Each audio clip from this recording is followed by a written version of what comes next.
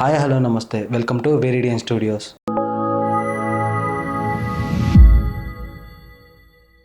ఈరోజు మనం ఎంతో ఇంట్రెస్టింగ్ అయిన ఫ్యాక్ట్స్ గురించి మాట్లాడుకుందాం.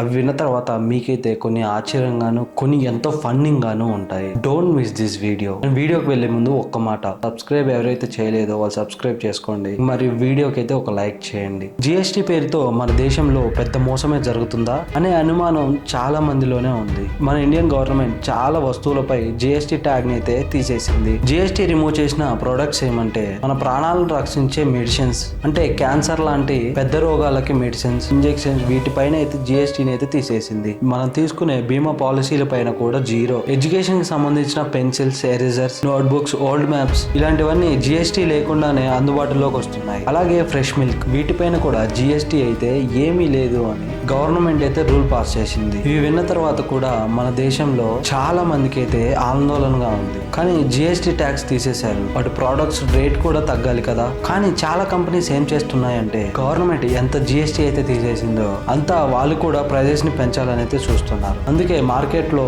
వస్తువుల ధర తగ్గకుండా గతంలో ఎంత రేట్లు అయితే ఉంటాయో ఇప్పుడు కూడా అదే రేట్లతో అయితే ఉంటాయని చాలా కంపెనీస్ అయితే చెప్తున్నాయి. కానీ మహేంద్ర, టాటా పెద్ద పెద్ద కార్ల కంపెనీలు మాత్రం ఈ జిఎస్టీ వల్ల వచ్చిన లాభాలన్నీ కూడా ప్రజలకే అందిస్తామని క్లియర్ గా చెప్పాయి. For example Toyota, Fortuner and మిగతా కంపెనీ కార్స్ కూడా దాదాపు 3.5 లక్షల వరకు తగ్గుతాయంట. ఇంతకు ముందు ఫార్చునర్ కార్ ఒక 60 లక్షలకి అమ్మితే ఇప్పుడు కేవలం 55 లక్షలకు మాత్రమే అమ్ముతాయని వాళ్ళు చెప్తున్నారు. గవర్నమెంట్ జిఎస్టీ తగ్గించడం వల్ల ప్రజలకు లాభాన్ని తెచ్చి పెడతామని, ఈ లాభం కంపెనీ జేబుల్లోకి వెళ్లకుండా ఒక ప్రత్యేక కమిటీని కూడా ఏర్పాటు చేస్తామని హామీ ఇచ్చింది. మాల్దీవ్స్ ఇప్పుడు మెల్లమెల్లగా సముద్రంలో మునిగిపోవడం స్టార్ట్ అయింది. ఈ భూమి మీద ఉన్న అన్ని ప్రదేశాల కంటే మాల్దీవ్స్ సముద్రానికి చాలా తక్కువ మట్టంలోనే ఉంది. ఇది చాలా ఈజీగా సముద్రంలో మునిగిపోతుంది. సముద్రం నుంచి ఈ చిన్న ప్లేస్ కేవలం 1.5 మీటర్స్ హైట్ లో మాత్రమే ఉంది. మీకు తెలుసా ప్రపంచంలో యావరేజ్ హైట్ ఎంత అంటే దాదాపుగా 840 మీటర్స్ వరకు ఉంటుంది. కానీ మాల్దీవ్స్ మాత్రం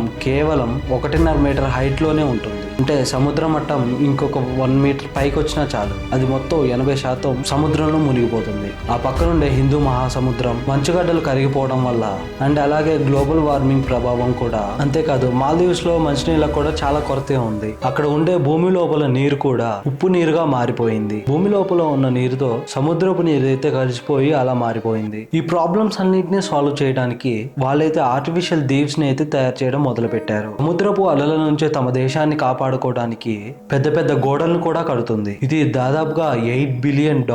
వాళ్ళు అంత ఖర్చు చేసి తమ దేశాన్ని అయితే ఎంతో కష్టపడి అయితే కాపాడుకుంటూ ఉన్నారు. మీకు తెలుసా స్పెయిన్ కంట్రీలో సుడేటో అనే ఒక చిన్న గ్రామం అయితే ఉంది. అక్కడ ఉన్న వాళ్ళందరూ కూడా లాటరీస్ ఉంటాయి కదా, అదే మనీ లాటరీస్, వాటిని గెలుచుకోవడానికి ఆ విలేజ్ లో ఉన్న వాళ్ళైతే చాలా పెద్ద ప్లాన్ వేశారు. వాళ్ళు ఏం చేశారంటే ఆ విలేజ్ లో ఉన్న ప్రతి ఒక్క లాటరీ టికెట్ అయితే కొనేశారు. అంతేకాదు ఒకవేళ వాళ్ళలో ఎవరికైనా లాటరీ తగిలితే వచ్చిన డబ్బుల్ని అందరూ కలిసి పంచుకోవాలని అయితే నిర్ణయించుకున్నారు. వినడానికి ఎంతో బాగుంది కదా. అంతమంది కలిసి ఒకటి కావడం అంటే అది మామూలు విషయం కాదు. ఇంకా వాళ్ళ అదృష్టమో ఏమో కానీ వాళ్ళు అనుకున్న విధంగానే జరుగుతూ ఉంది. మీరు నమ్మరు, ఏకంగా వాళ్ళందరికీ $5 బిలియన్ అంటే మన ఇండియన్ రూపీస్ లో సుమారుగా 5,000 కోట్ల రూపాయలైతే వాళ్ళు గెలుచుకున్నారు. ఇంకా ఊర్లో పండగ వాతావరణం ఎలా ఉంటుందో మీ ఊరికే వదిలేస్తున్నాను. ఊర్లో వాళ్ళు ముందుగా అనుకున్నట్టుగా వచ్చిన డబ్బును మొత్తాన్ని పంచుకుంటూ ఉన్నారు. అలా పంచుకున్నప్పుడు ఒక్కొక్కరికి కొన్ని కోట్ల రూపాయలు అయితే వచ్చాయి. అందరికీ బాగా డబ్బులు వచ్చాయి. కానీ ఇక్కడే ఒక పెద్ద ట్విస్ట్ అయితే ఉంది. ఈ లాటరీ గెలిచిన ద్వారా ఒక్క ఇల్లు అయితే మిస్ అయిపోయింది. అందరికీ టికెట్లు ఇస్తూ వెళ్తూ ఉంటే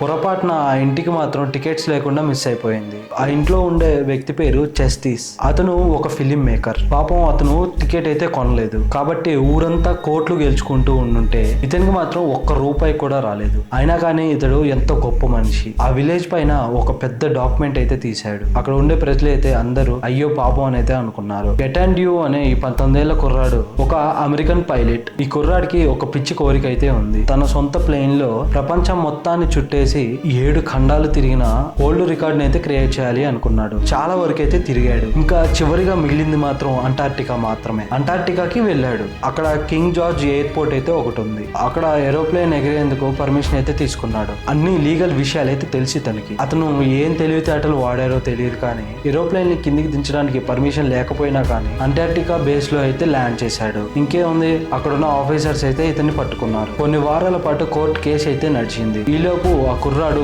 10 కిలోల బరువు అయితే తగ్గాడు. ఇతనైతే ప్రపంచం నలుమూలల నుంచి అయితే హెల్ప్ కావాలని అయితే అడుగుతున్నాడు. చివరికి 2025 ఆగస్టు 11న ఒక జడ్జి అతనిపై దయ తెలిసి ఈ చిన్న కుర్రాడు ప్రపంచం చుట్టాలి అని అనుకున్నాడని అతడికి ఊరటనైతే కలిగించాడు. కానీ ఒక కండిషన్ అయితే పెట్టాడు. కనీసం ఒక 3 ఏళ్ల పాటు ఆ ప్లేన్ అయితే ఈ ప్రదేశాన్ని నుంచి అయితే వెళ్ళకూడదు అని చెప్పేసి ఈ కారణంతోనూ వాళ్ళైతే ఫ్రీ అయిపోయారు. కానీ ఇతడు బ్యాడ్ లక్ ఏంటో తెలియదు కానీ ఓ పేపర్ వర్క్ అనే ఒక లింక్ తో ఇప్పటి వరకు కూడా అంటార్క్టికాలోనే ఉంచేశారు. ఇతను 7 ఖండాలు తిరిగిన ది యంగెస్ట్ మ్యాన్ గుర్తింపు రావాలని చెప్పేసి చాలా కష్టపడ్డాడు. కానీ ఇప్పుడు జైలు పాలైన ది యంగెస్ట్ పైలట్ మ్యాన్ లాగా కూడా గుర్తింపు అయితే వచ్చింది. ఈ విషయం పైన చాలా మందికి అనుమానాలు అయితే ఉన్నాయి. ఒక ప్లేన్ ల్యాండ్ చేస్తే ఇంత రాద్ధాంతం ఎందుకు? అతడిని చెక్ చేసే చెడు ఉద్దేశం లేదు అని తెలిసిన తర్వాత వదిలేయచ్చు కదా. దీని వెనక ఎన్నో సైంటిఫికల్ రీజన్ అయితే ఉన్నాయి. అంటార్క్టికాలో తెలియని ఎన్నో గుర్తింపు విషయాలు అయితే జరుగుతున్నాయని అక్కడ ప్రజలు అయితే నమ్మటం స్టార్ట్ చేశారు.